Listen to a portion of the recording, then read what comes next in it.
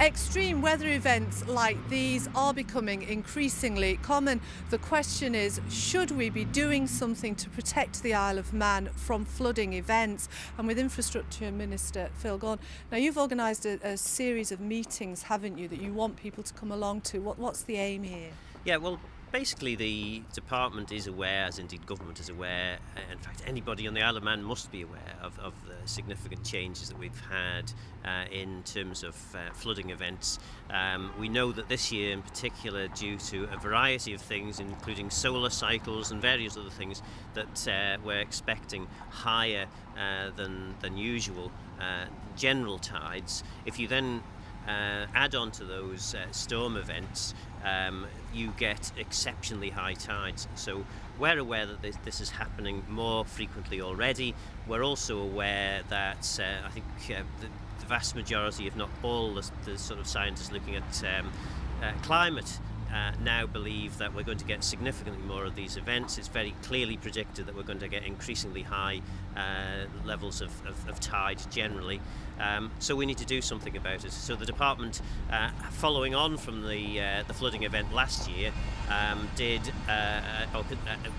employed a team of engineers, experts in coastal defences and flooding, to do a report for us.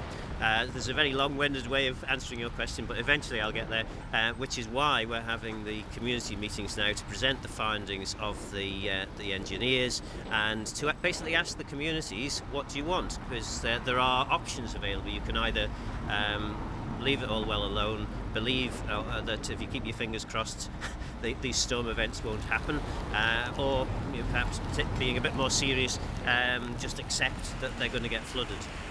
That is an option. It's not an option I think that many householders would pick, but it is one.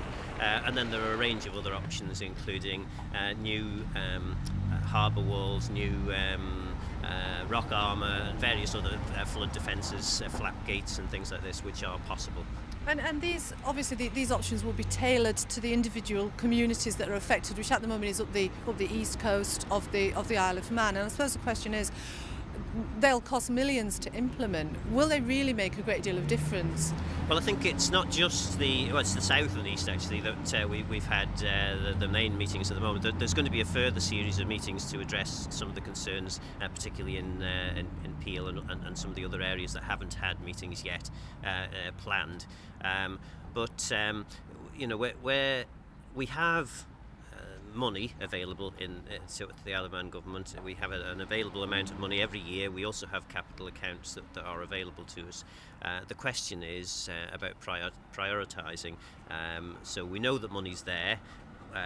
What we know is we probably haven't got enough money to do everything we want to do, so it's then a question of which is the most important thing for us to do. And quite frankly, when you look at the likely cost of doing nothing, the costs in terms of damage to personal property, the cost in terms of damage to the economy and people's ability to go about their normal lives, it is actually to spend 32 million over a 10 or 20 year period is actually very cost effective compared to the damage that could be done during just 2 or 3 flooding events.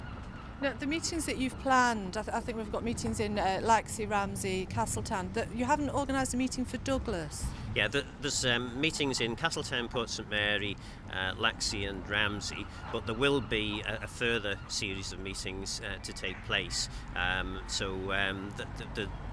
We've got the consultants or the engineers on the island for that period. We will have them back again to do further presentations. So there's no sinister reason there. It was just a case of we had to pick some, and we picked the areas that had probably the most severe problems with flooding.